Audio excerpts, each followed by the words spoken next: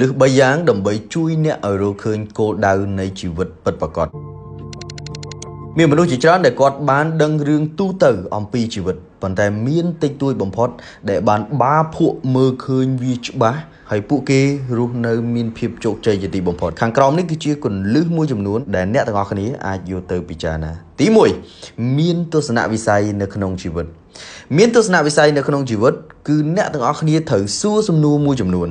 ថាតើអ្នកទាំងអស់គ្នានៅកន្លែងណា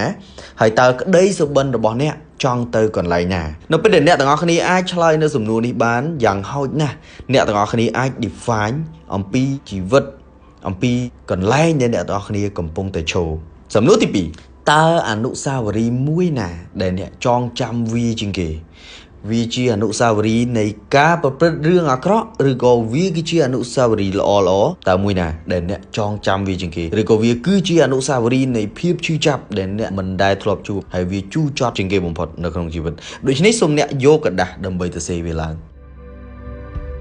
ទី3តើអ្នកណាខ្លះដែលអ្នករាប់អានតើអ្នកមានមនុស្សម្នាក់ដើម្បីចែករំលែកអំពីភាពជោគជ័យហើយឬនៅជុំវិញអ្នកទាំងអស់គ្នាគឺសុទ្ធតែជាបុគ្គលដែលអាចនិយាយបានថាពួកគាត់មានកម្រិតនៅឡើយទី4តើអ្នកចង់ជោគជ័យលើអ្វី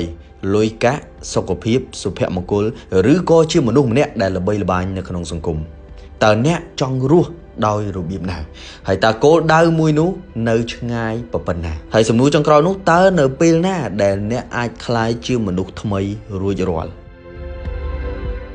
ទាំងអស់នេះគឺសុទ្ធតែជាមូលហេតុដែលខ្ញុំបានបង្កើតក្លឹបជំនួញមួយដែលមានឈ្មោះថា Master Life ដើម្បីប្រមូលផ្ដុំទៅដោយអ្នកជំនួញតូចធំនៅក្នុងប្រទេសកម្ពុជាឲ្យស្គាល់គ្នាទំនាក់ទំនងគ្នាផ្ដល់ចំណេះដឹងឲ្យគ្នាទៅវិញទៅមកអំពីការធ្វើជំនួញការចាប់ដៃគូរ៉ូស៊ីនិងបន្តរៀនសូត្រដើម្បីអភិវឌ្ឍជីវិតបានមួយជីវិតគន្លឹះទី2នៅក្នុងការយកឈ្នះជីវិតគឺអ្នកត្រូវដឹងថាយើងជាអ្នកណាហើយយើងត្រូវជួយអ្នកណាទីហ៊ានចេញច្បាំងមិនមែនដោយសារស្អប់សត្រូវនៅខាងមុខនោះទេប៉ុន្តែដោយសារពួកគេមានមនុស្សជាទីស្រឡាញ់នៅខាងក្រោយដូចនេះអ្នកត្រូវដឹងថាតើអ្នកជានរណាហើយគ្រួសាររបស់អ្នកស័ក្តិសមនឹងរស់នៅក្នុងជីវិតបែបណានៅពេលដែលអ្នករកឃើញថាគ្រួសាររបស់អ្នកស័ក្តិសមនឹងទទួលបានរឿងល្អកូនរបស់អ្នកស័ក្តិសមនឹងរៀនសាលាល្អស្វាមីភរិយារបស់អ្នកស័ក្តិសមនឹងអង្គុយនៅកន្លែងល្អអ្នកត្រូវតែមានចម្លើយបើអ្នកមិនទាន់មានសូមរកវាឲ្យឃើញ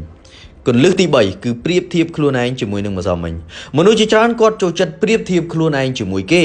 ទាំងដែលយើងកើតមកខុសគ្នាខុសទាំងពណ៌សម្បុរស្ថានភាពគ្រួសារពេលវេលាឱកាសចំណេះដឹងហើយនឹងលុយកាក់រឿងដ៏ត្រឹមត្រូវបំផុតដែលអ្នកត្រូវធ្វើគឺប្រៀបធៀបខ្លួនឯងជាមួយនឹងម្សិលមិញ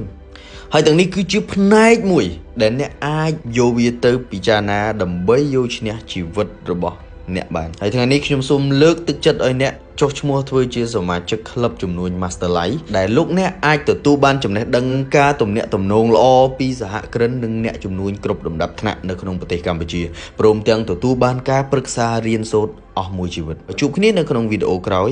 ហើយកុំភ្លេចចូលរួមជាមួយនឹងក្លឹបជំនួញ Master Life